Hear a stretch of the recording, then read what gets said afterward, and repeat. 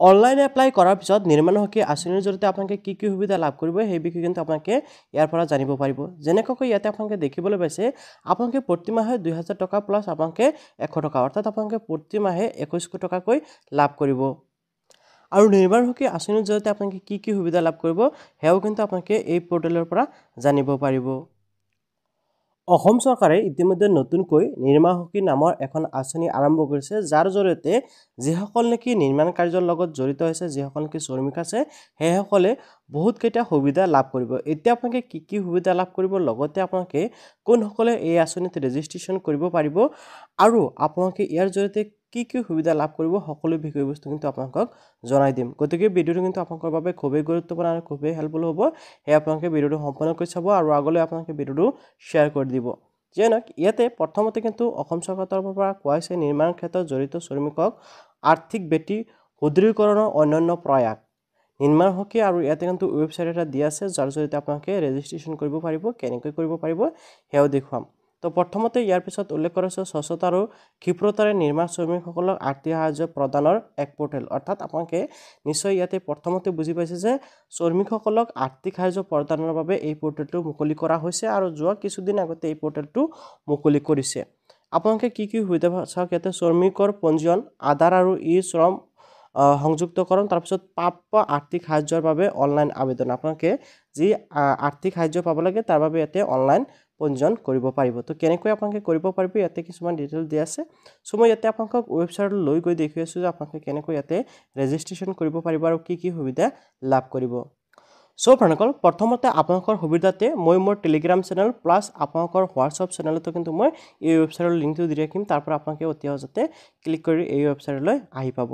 যেনক আপোনালোকে যেতিয়া নেকি এই ৱেবছাইটলৈ আহিব, এই ৱেবছাইটলৈ অহাৰ পিছত আপোনালোকে সকলো ধৰণৰ বিষয়বস্তু ভালকৈ জানিব পাৰিব আৰু বুজি পাব আৰু ইয়াৰ পৰা আপোনালোকে কি কি সুবিধা ল'ব পাৰিব সকলো মই বুজাই দিম। তো আপোনালোকে প্ৰথমতে এই ৱেবছাইটত আহিব, তাৰ আগতে আপোনালোকে ভিডিঅ'টো এবাৰ সম্পূৰ্ণকৈ চাব। যেতিয়া নেকি আপোনালোকে এই ৱেবছাইটলৈ আহিব, প্ৰথমতে দেখিব পাইছে নিৰ্মাণ চকী আৰু ইয়াতে কৈছে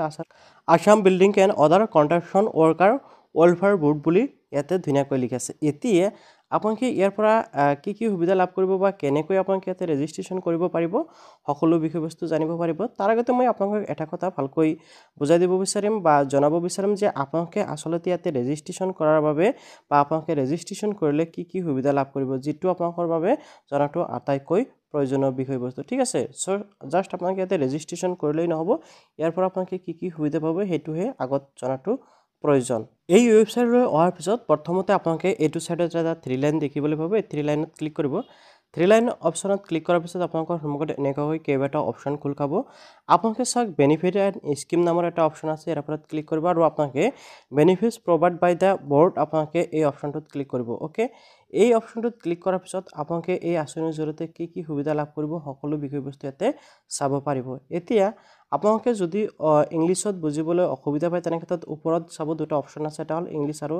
অসমীয়া। আপোনালোকে অসমীয়া অপশ্যনত ক্লিক কৰিব।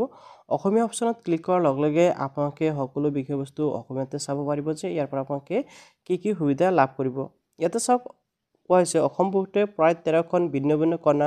কল্যাণমূলক আঁচনি পৰিচালনা কৰি আছে। ইয়াৰে 12খন আঁচনি চলি আছে আৰু এখন আঁচনি BOCW আইনৰ 2022 কৰ পৰা 2000 ধাৰাত উল্লেখ কৰাত এককালীন প্ৰদান কৰা হৈছে এনেকৈ কৈছে। অৰ্থাৎ আপোনালোকে 12টা আঁচনিৰ সুবিধা ইয়াতে ৰেজিষ্ট্ৰেশ্যন কৰাৰ পিছত লাভ কৰিব। এতিয়া আপোনালোকে এই যে আঁচনিসমূহ আছে ইয়াতে কিন্তু আপোনালোকে এটা দুটা আঁচনি নহয় 12টা আঁচনি আছে আৰু এই প্ৰত্যেকটো আঁচনিৰ সুবিধা আপোনালোকে ইয়াতে ৰেজিষ্ট্ৰেশ্যন কৰাৰ পিছত পাব।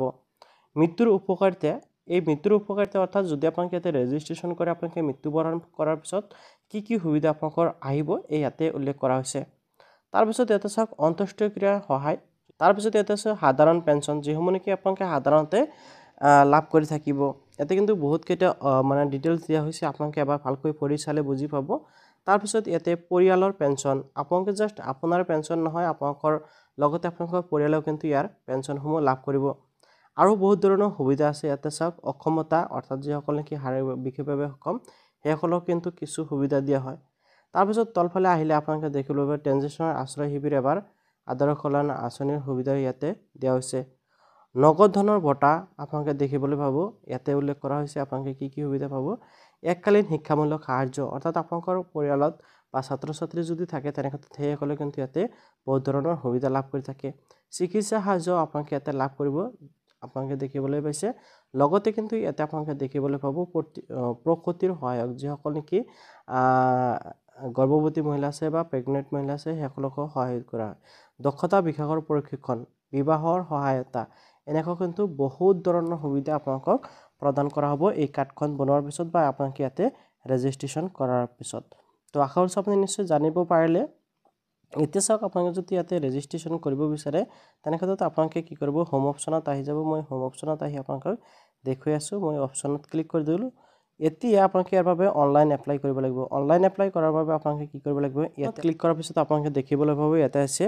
নিউ ৰেজিষ্ট্ৰেশ্যন আপোনালোকে জাষ্ট এই নিউ ৰেজিষ্ট্ৰেশ্যন অপশ্যনত ক্লিক কৰি দিব নিউ ৰেজিষ্ট্ৰেশ্যন অপশ্যনত ক্লিক কৰাৰ পিছত আসাম বিলিং এণ্ড আদাৰ কণ্ট্ৰেকশ্যন এনেকৈ আহিছে তো আপোনালোকে ক্লিক হিয়াৰ টু এপ্লাই অপশ্যনত ক্লিক কৰিব লাগিব আৰু ইয়াতে ক্লিক কৰাৰ পিছত আপোনালোকে দেখিবলৈ পাব প্ৰথমতে আপোনালোকৰ মোবাইল নম্বৰ বহাই আপোনালোকে চেক ৰেকৰ্ড অপশ্যনত ক্লিক কৰি দিব চেক ৰেকৰ্ড অপশ্যনত ক্লিক কৰাৰ লগে লগে আপোনাৰ এনেকৈ অপশ্যন এটা আহি যাব ইয়াতে চাওক আপোনালোকে দেখিব গৈছে চিলেক্ট ইউৰ এপ্লিকেশ্যন আপোনালোকে নিউ ৰেজিষ্ট্ৰেশ্যন অপশ্যনত ক্লিক কৰিব আৰু আপোনালোকৰ সন্মুখত এনেকৈ নটিফিকেশ্যন আহিব আপুনি জাষ্ট এছ অপশ্যনত ক্লিক কৰি দিব এছ অপশ্যনত ক্লিক কৰাৰ পিছত এনেকৈ আহি গৈছে you are existing beneficiary member of এই যিটো আঁচনি ইয়াৰ আপোনালোকে আগৰ পৰা মেম্বাৰ হয় নে নহয় আপুনি যিহেতু নতুনকৈ এপ্লাই কৰিছে তাৰ বাবে আপোনালোকে ন অপশ্যনত ক্লিক কৰিব ন অপশ্যনত ক্লিক কৰাৰ পিছত ইয়াতে চাওক আপোনালোকে ডিটেইলছসমূহ দিব লাগিব যেনেকৈ প্ৰথমতে ইয়াতে আপোনালোকৰ ডিষ্ট্ৰিক্টটো চিলেক্ট কৰিব ডিষ্ট্ৰিক্টটো চিলেক্ট কৰাৰ পিছত আপোনালোকৰ অফিচ আহি যাব এনেকৈ চিলেক্ট কৰি দিব ডিষ্ট্ৰিক্টটো চিলেক্ট কৰাৰ পিছত আপোনালোকে ইয়াৰ পৰা অফিচ চিলেক্ট কৰিব লাগিব আপোনালোকে যিকোনো আপোনালোকৰ যিটো অফিচ হয় চিলেক্ট কৰিব এণ্ড ইয়াতে আপোনালোকৰ দেখিবলৈ পাইছে মোবাইল নম্বৰ আপোনালোকে ইয়াতে টিক লগাব এণ্ড আপোনালোকে আই এগ্ৰি অপশ্যনত ক্লিক কৰিব লাগিব আৰু ইয়াতে আপোনালোকৰ আধাৰ কাৰ্ডৰ নম্বৰ বহাই আপোনালোকে জেনেৰেট অ'টিপি অপশ্যনত ক্লিক কৰি দিব ঠিক আছে আধাৰ কাৰ্ড নম্বৰ বহাই যেতিয়া মই জেনেৰেট অ'টিপি অপশ্যনত ক্লিক কৰি দিম মোৰ আধাৰ কাৰ্ডৰ সৈতে লিংক হৈ থকা মোবাইল নম্বৰত কিন্তু অ'টিপি আহি যাব আপোনালোকে নিশ্চয় দেখিবলৈ পাইছে এতিয়া জাষ্ট অ'টিপিটো আপোনালোকে এই বাকচত বহাই আপোনালোকে ছাবমিট অ'টিপি অপশ্যনত ক্লিক কৰিব লাগিব অ'টিপিটো বহাই দিয়াৰ পিছত আপোনালোকে আই agri to the term and condition অপশ্যনত ক্লিক কৰিব এণ্ড আপোনালোকে ছাবমিট অপশ্যনত ক্লিক কৰিব লাগিব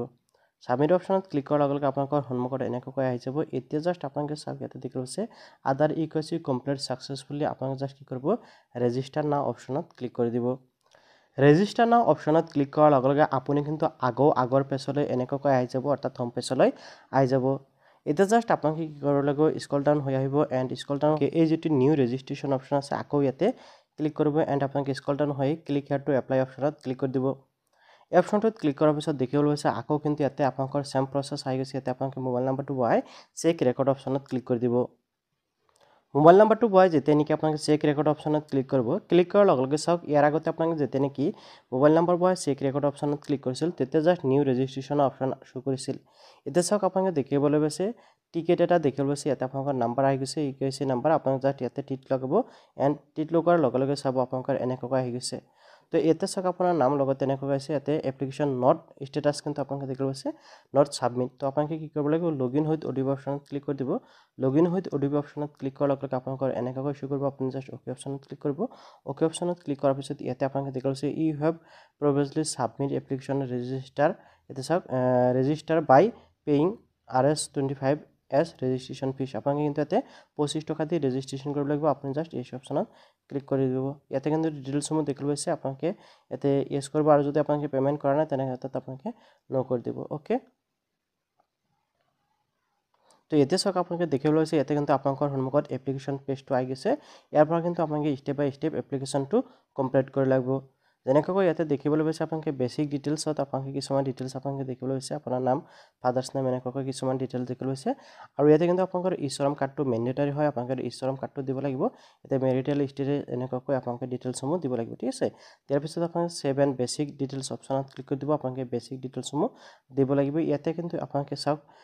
ষ্টেপ বাই ষ্টেপ এই গোটেইকেইটা ডিটেইলছ আপোনালোকে কমপ্লিট কৰিব লাগিব যেনেকৈ আপোনালোকৰ basic details worker details bank details family details certificate details scheme details upload documents আপোনালোকে আপলোড কৰিব লাগিব and final and preview and ফাইনেলত আপোনালোকে 25 টকা এটা পে'মেণ্ট কৰিব লাগিব তো মই জাষ্ট আপোনালোকক প্ৰথম ষ্টেপটো আজিৰ এই ভিডিঅ'টোৰ জৰিয়তে দেখুৱাই দিলোঁ। ভিডিঅ'টো যাতে দীঘলীয়া নহয় তাৰ বাবে মই আৰু দীঘলীয়া কৰিব খোজা নাই। গতিকে আপোনালোকে যদি এই স্কিমত অনলাইন এপ্লাই কৰিব বিচাৰে বা অনলাইন এপ্লাই কেনেকৈ কৰিব পাৰি কমপ্লিট ভিডিঅ' যদি আপোনালোকে বিচাৰে তেনে ক্ষেত্ৰত নিশ্চয় কমেণ্টত জনাব। তেনে ক্ষেত্ৰত অতি শীঘ্ৰে মই আন এটা ভিডিঅ'ৰ জৰিয়তে আপোনালোকক দেখুৱাম যে আপোনালোকে নিৰ্মাণ সুখী আঁচনিত কেনেকৈ অতি সহজতে অনলাইন যোগে এপ্লাই কৰিব পাৰিব। আৰু এই স্কিমটো আপোনালোকৰ বাবে কিন্তু প্ৰত্যেকজন মানুহৰ বাবে খুবেই প্ৰয়োজনীয় আৰু আপোনালোকৰ বাবে খুবেই হেল্পফুল হ'ব, কিয়নো প্ৰত্যেকজন মানুহে ইয়াৰ পৰা সুবিধা ল'ব পাৰিব। ভিডিঅ' জাষ্ট এইখিনিয়ে। আপোনালোকে যদি ভিডিঅ' ভাল পায় নিশ্চয় লাইক আৰু কৰি চেনেলটো ছাবস্ক্ৰাইব কৰিবলৈ পাহৰি নাযাব।